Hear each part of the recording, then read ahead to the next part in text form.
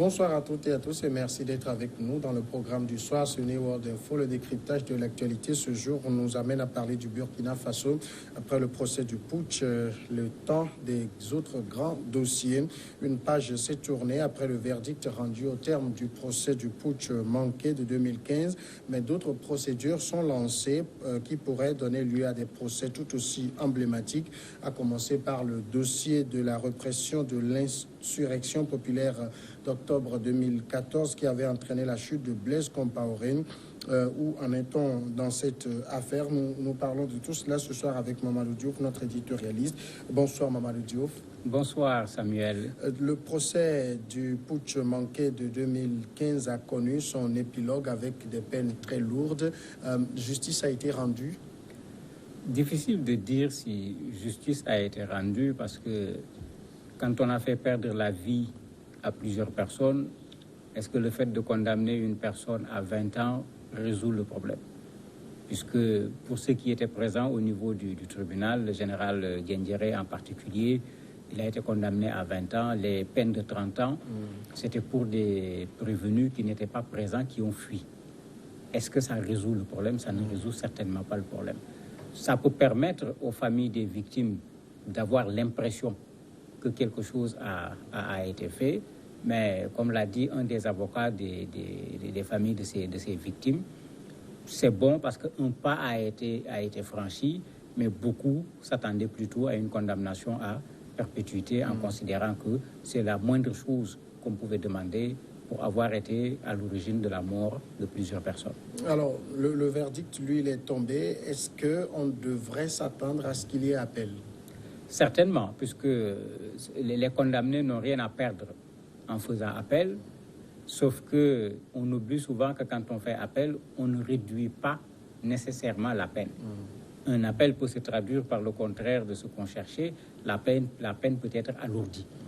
Bon, qu'est-ce qu'ils vont faire? Attendons de voir, parce qu'on vient juste de sortir de ce procès, puisqu'ils ont tout le temps clamé leur innocence. La logique voudrait qu'ils contestent la condamnation et c'est l'appel qui leur permet de contester cette condamnation. Est-ce que cette affaire a démontré quand même la capacité de la justice burkinabé à connaître des grands dossiers? Ça, on peut dire oui, puisque au départ, tout le monde s'était interrogé. Est-ce qu'il y aura procès? Est-ce que le procès va aller jusqu'au bout? On a parlé ici des péripéties au départ. Combien de fois sur des questions de procédure on a arrêté, on a reporté, les avocats ont boycotté, on en a parlé je ne sais combien de fois au niveau de décryptage. Les gens avaient craint même que le procès n'aille pas jusqu'à son terme.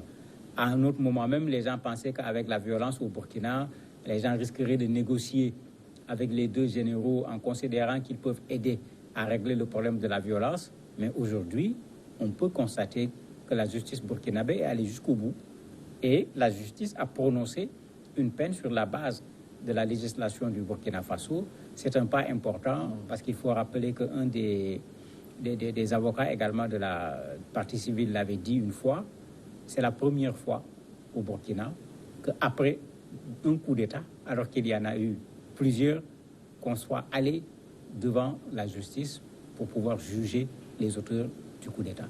Lui, à l'époque, au départ, il disait que ça, déjà, c'était un avancement. On est allé jusqu'au bout. Espérons que le tribunal va garder ce cap parce qu'il y a encore d'autres dossiers qui attendent. Alors, si justement l'affaire de la tentative de coup d'État manqué de 2015 a tenu en haleine tout le Burkina, il y a d'autres grands dossiers en instance. Mais bien sûr, il y a d'autres grands dossiers. Et pour moi, le plus grand dossier, c'est l'assassinat du président Thomas Sankara. Parce que c'est une affaire suivie depuis son assassinat jusqu'à présent. Mais à l'époque, le président Blaise Compaoré, qui est considéré au moins comme celui qui a profité du crime, pour ne pas dire celui qui a organisé le crime, il était là et il était impossible pratiquement d'organiser des poursuites contre le président ou contre les proches du président de la République. Et ça, les Burkinabés attendent ce dossier depuis fort longtemps.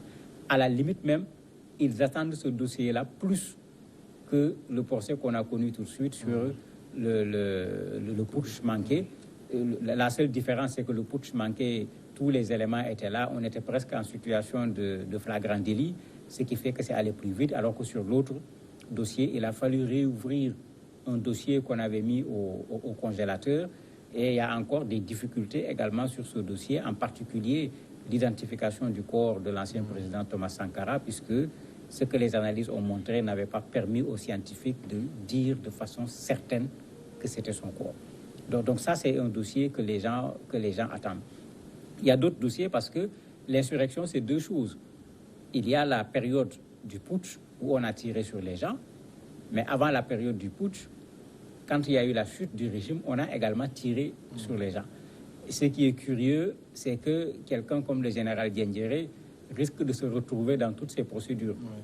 On le considère comme le premier responsable ou un des premiers responsables pour ce qui concerne la mort du président Thomas Sankara. Et c'était lui qui était là également avec ce qu'on appelle la garde prétorienne pour empêcher la chute du président de la République. C'est lui qui avait tiré sur les populations au moment de l'insurrection. Donc lui, il a encore plusieurs dossiers à suivre au niveau du tribunal. Et puis il y a également un dossier où Blaise Compaoré lui-même pourrait être inculpé. Oui, lui-même, il y a un dossier sur les crimes économiques qui le concerne lui-même, qui concerne un grand nombre de ceux qui ont été dans le dernier gouvernement du président de la République. Il ne faut pas oublier qu'à un certain moment, presque tous ces anciens ministres ont été en prison. Ils sont actuellement en liberté, mais en instance de jugement, puisque les dossiers ne concernent pas seulement des crimes à caractère, j'allais dire, sanguin, où on a perdu la vie. Ça concerne également des crimes à caractère économique. Et en ça, il y a beaucoup de dossiers qui attendent sur des cas de corruption, des cas de détournement, etc. Il ne faut pas oublier également le petit frère du président de la République qui se trouve en France et dont on a demandé l'extradition. Son dossier également, les Burkinabés l'attendent parce qu'aujourd'hui, on le considère comme le responsable de la mort du journaliste Norbert Zongo.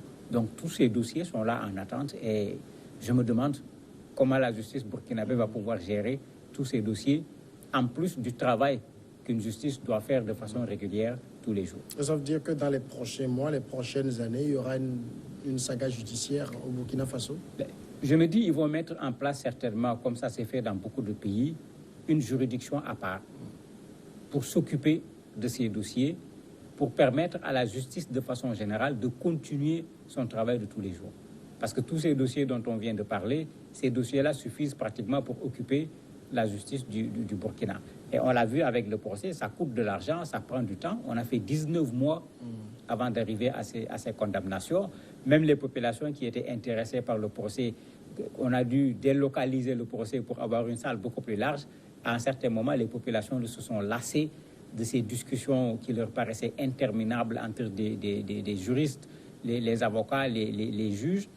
Et c'est la même chose qui va se répéter avec les autres dossiers. Il y aura toute une bataille de procédure au départ, avant qu'on aille dans le fond, avant des plaidoiries qui vont prendre des jours. Donc on en a encore pour des mois pour pouvoir vider tous ces autres dossiers au Burkina. Mais on sait quand même que dans la situation, par exemple, sécuritaire du Burkina à l'heure actuelle, ce n'est pas les dossiers judiciaires qui sont les plus pressants. Oui, mais c'est tout le problème pour ce pays aujourd'hui. Il y a des gens qu'il faut poursuivre. Parce que si on ne le fait pas, c'est comme si on encourage l'impunité. Mais au même moment, vous avez un pays qui subit de façon terrible une violence, j'allais dire, scandaleuse, puisqu'on s'en prend à tout le monde finalement au Burkina aujourd'hui.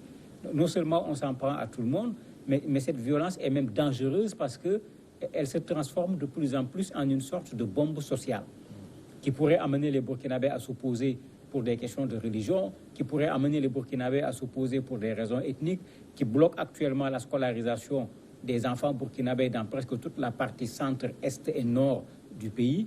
Mais des centaines d'écoles sont fermées, les enseignants, les administrateurs ont quitté les lieux parce qu'on s'en prend à ces lieux d'apprentissage.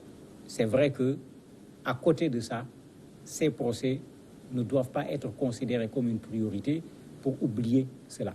Parce que, comme on dit tout le temps, Dame Justice marche très lentement. L'école ne peut pas attendre qu'on s'occupe d'un procès qui va durer 19 mois. Et quand on a fini avec ce procès, on vient s'occuper de l'école. Les élèves, les enseignants sont devenus quoi après 19 mois? C'est à l'État burkinabé de voir comment faire en sorte que, comme je l'ai dit, qu'une juridiction s'en charge et que le reste du pays continue de fonctionner. Parce qu'il ne faut pas qu'on l'oublie.